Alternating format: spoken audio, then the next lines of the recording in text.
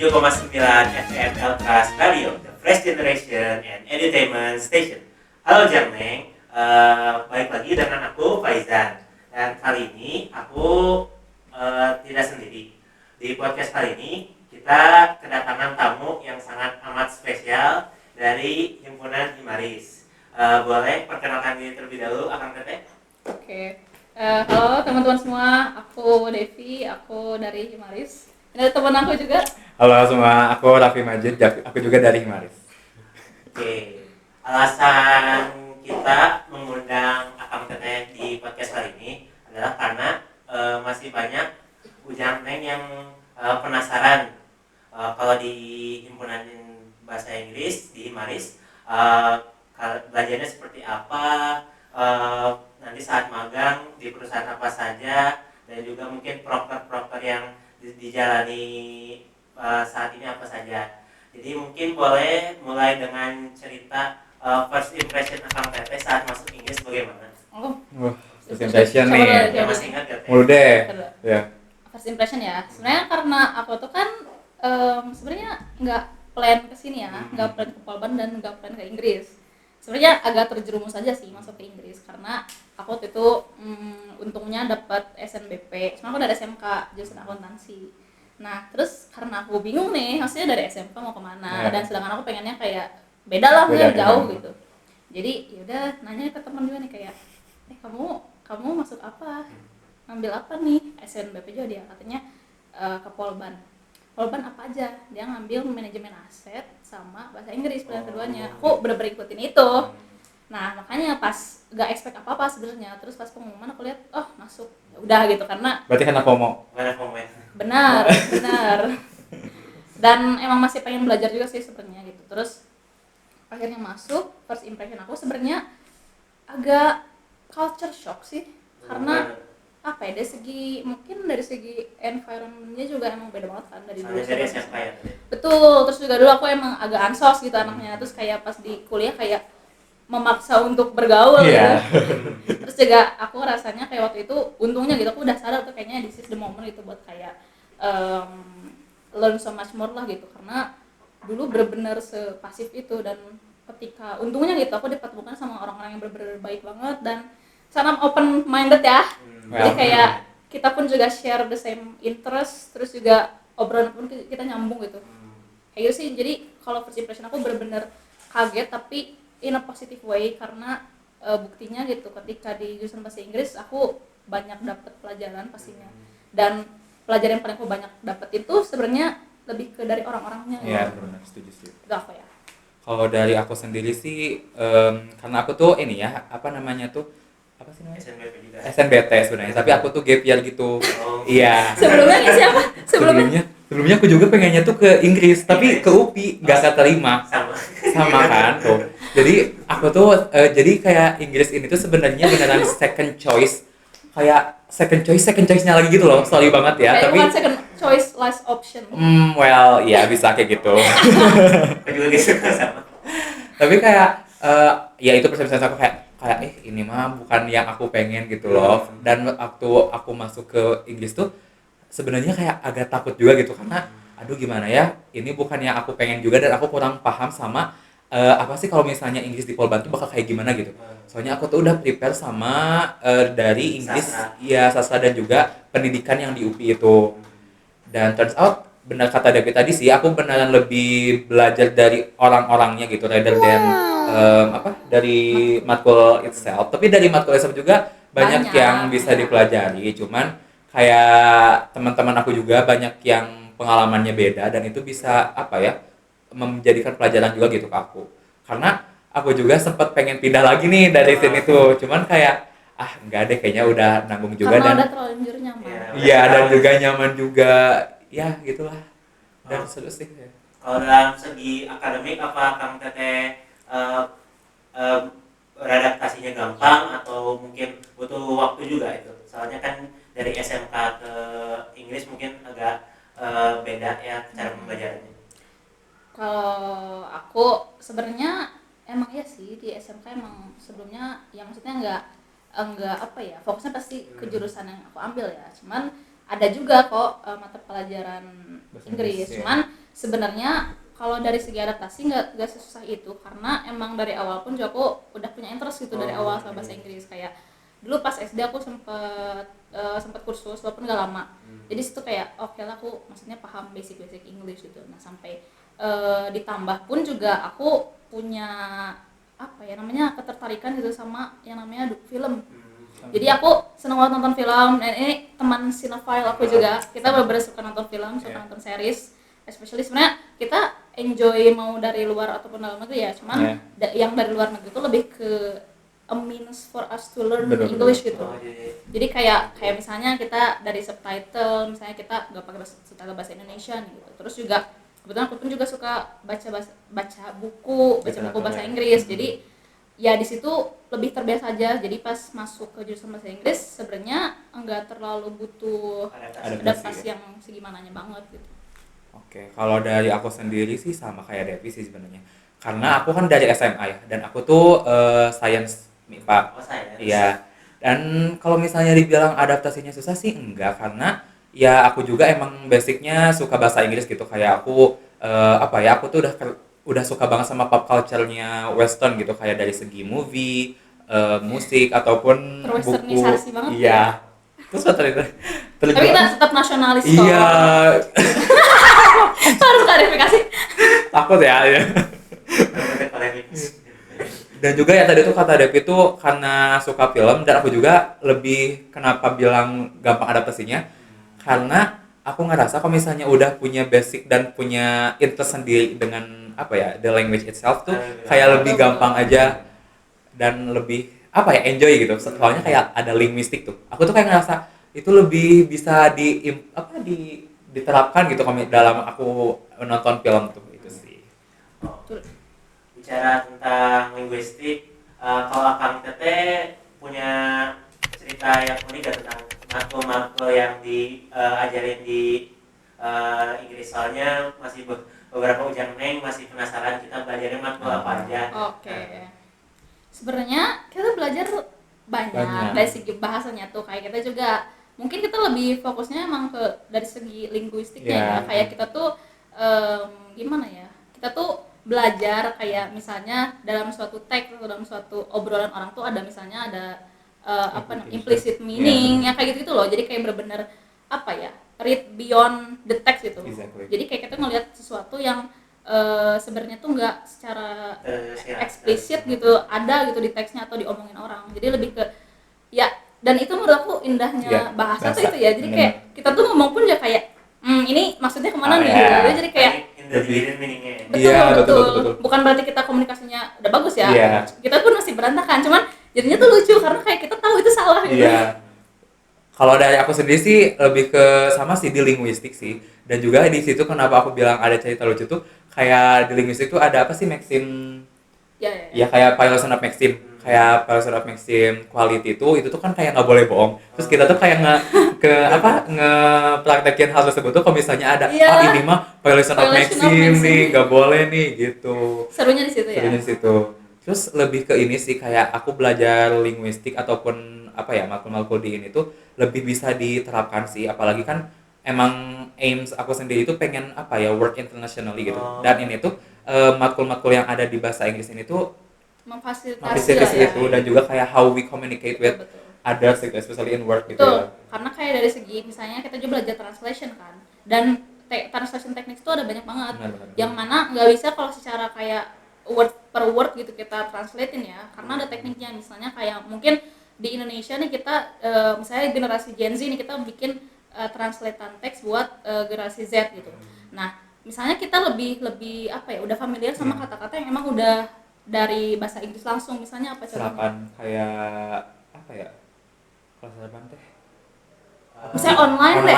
Ya. Nah kayak online. Nah misalnya handphone itu kan maksudnya lebih sering kita gunain ya. Jadi dari secara terjemahan pun juga ada yang namanya translation technique itu borrowing. Kita bisa langsung pakai dari bahasa Inggrisnya gitu, karena itu salah satu teknik yang bisa dipakai. Terus kita belajar tadi karena Raffi pengen kerja di luar negeri ya, sebenarnya kita rata-rata jenis pengen aimnya kayak gitu ya.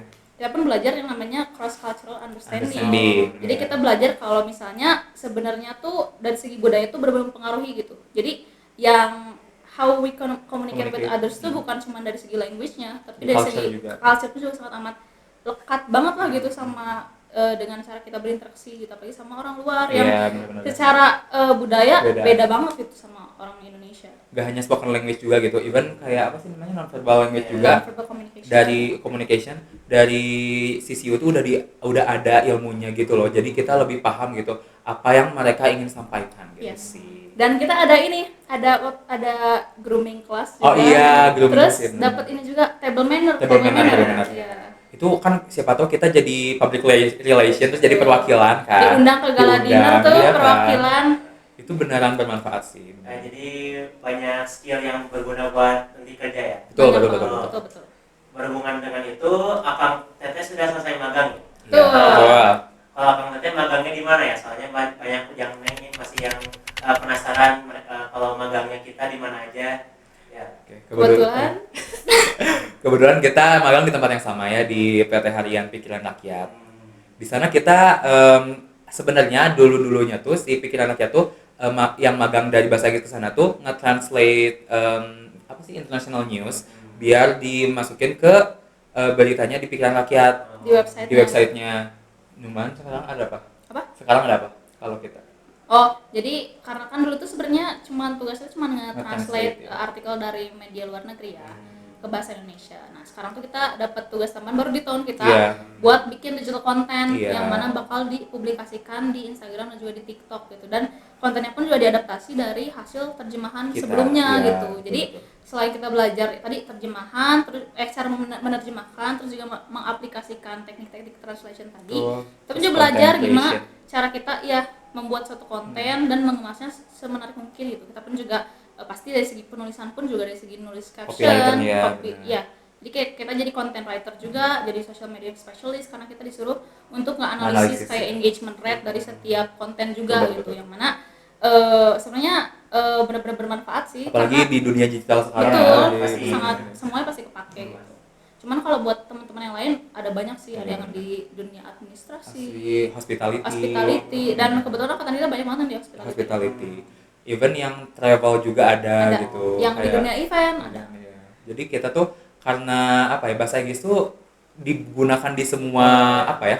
Semua Multi ya. Jadi. Industri, Semua iya. Jadi industri, kita bisa masuk. kita kan udah punya apa ya, udah punya basic bahasa Inggrisnya. Kita hanya perlu belajar lagi dengan cara apa? Dengan cara di tempat magang tersebut. Jadi kita contohnya kita kan udah punya translation apa ya, basic translation gitu. Tapi kita belajar untuk menjadi seorang analisa media sosial dan juga content creator dari magang ini. Jadi kita tuh bisa belajar new things lagi gitu loh di tempat magang juga. Sambil mengaplikasikan apa yang telah kita pelajari. Oh, jadi langsung dipakai ya yang sudah Ya. dipelajarinya langsung dive in. Iya, betul. Kalau misalnya Kang Teteh udah ada rencana belum setelah lulus di sini mau kerja di mana? Berat tuh pertanyaannya. Pertanyaannya tuh itu. Soalnya kan masih ditanya juga Inggris nanti kerjanya di Iya mana sih. ya? Iya sih, Benar pasti. sih. Dan sebenarnya valid ya, karena menurut aku bahasa Inggris tuh luas banget. Saking luasnya mungkin bikin orang tuh sedikit Mereka tuh confused. kemana gitu ya? Iya, Mau selalu jadi mana? confusing. Iya, Kayak kita mungkin bahasa Inggris siapa yang kemana, mungkin ada yang pengen ke copywriter, pengen jadi misalnya jadi marketer, atau enggak jadi event planner. Sebenarnya masuk aja. Cuman kalau misalnya aku pribadi, sebenarnya ada banyak interest aku. Kalau misalnya ditanya mau kerja di mana, aku jujur belum punya ini ya, Aim ya, target betul, yang benar. benar-benar spesifik. Cuman kalau dari segi bidangnya deh, misalnya aku lagi tertarik kayak karena di Pikiran Rakyat aku tertarik Banyak, buat di dunia jurnalistik. Oh. Nah, terus juga aku tertarik juga di dunia event itu, jadi event management gitu. Terus juga sama di dunia marketing. Sebenarnya banyak sih tertariknya, cuman Banyak sih. nggak tahu tuh mau yang mana yang dipersu ya. Iya. Kalau dari aku sendiri sih apa ya? Karena aku kan selama di Polban juga gitu, nggak hanya belajar bahasa Inggris, aku juga kan ikutan organisasi lainnya juga. Dan aku juga lagi interest sama digital oh iya. digital marketing juga. Karena maksudnya tuh aku bisa meng-apply kemampuan aku dalam writing ke digital marketing nantinya. Dan juga selain itu aku juga lagi pengen banget buat apa ya? Buat ngembangin diri aku di public relations sih. Ya, itu. Apa slogan kamu? Oh, Ya karena aku juga emang di himpunannya ini ya punya pengalaman sebagai kadep juga gitu di public relation, dan aku juga pengen memperluas lagi gitu segimana apa sih seluas apa sih public relation tuh gitu sih. Bersama PR. Bersama PR kita membangun candi. Promosi dulu. Jadi kan Akang Teteh di Himaris pasti banyak proker-proker yang dijalani. Dan proker itu banyak yang berguna buat nanti skillnya dipakai buat kerja ya. Saat ini proker yang dikerjakan Himaris apa aja proker besar-besar? Sebenarnya kalau yang sekarang karena kan udah mau Akhir periode ya. Sebenarnya kita sisa kalau proker sisa ACP sama PKM sama Stuban ya. Yeah. Sama Stuban yang offline.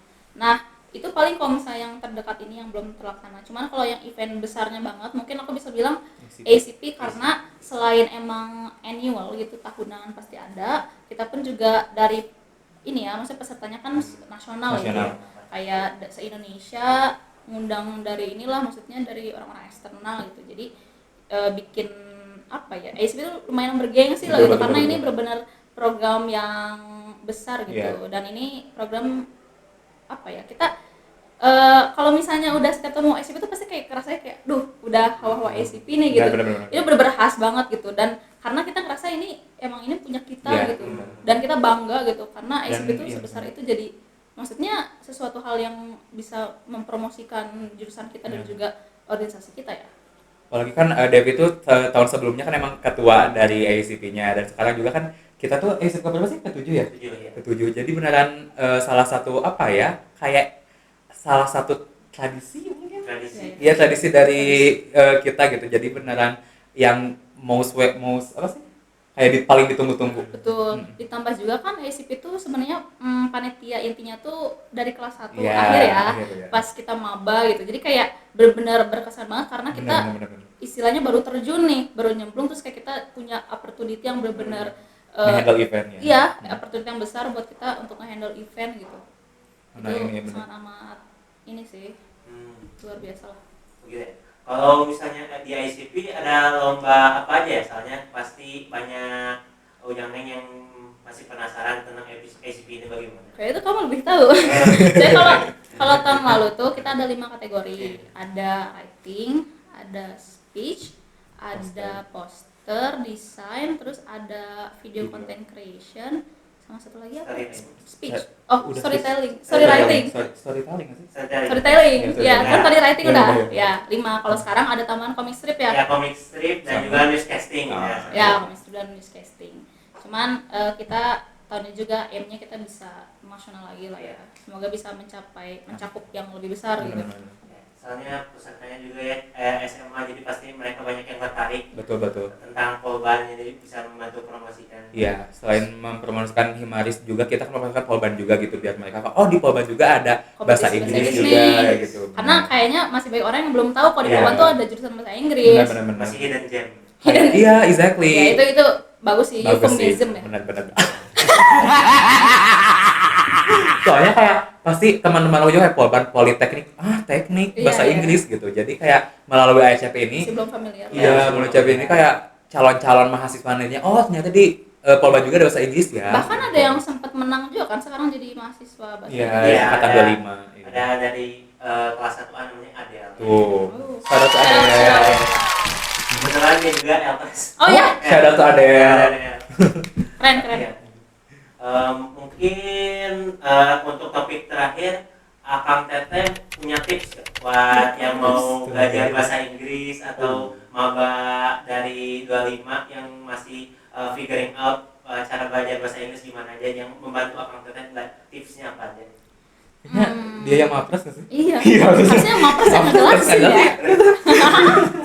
Sebenarnya karena mungkin ini mah kita bukan tips saya, kita juga maksudnya belum benar gitu. Cuman karena kita mahasiswa tingkat akhir udah tahu matkul apa aja gitu ya.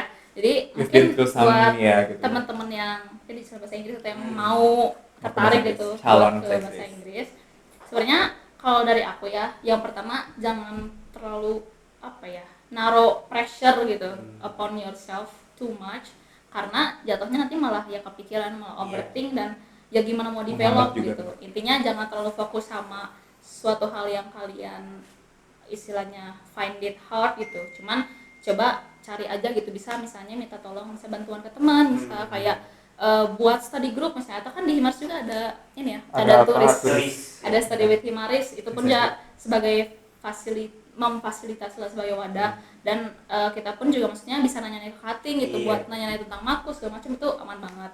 Terus kalau misalnya buat mungkin mau memperdalam ilmu bahasa Inggris ya, perbanyak ini aja sih, denger bahasa Inggris gitu, biar ngebiasain ya, bisa tadi mungkin lewat film, bisa lewat musik, atau mungkin bisa dengerin podcast luar negeri gitu.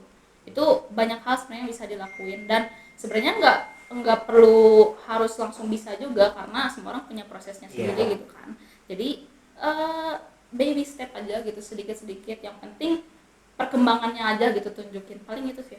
Kalau dari aku sih don't underestimate your major sih. Iya. Karena jujur aku awal-awal kan masuk tuh kayak apa sih bahasa Inggris, kayak iya nggak banget.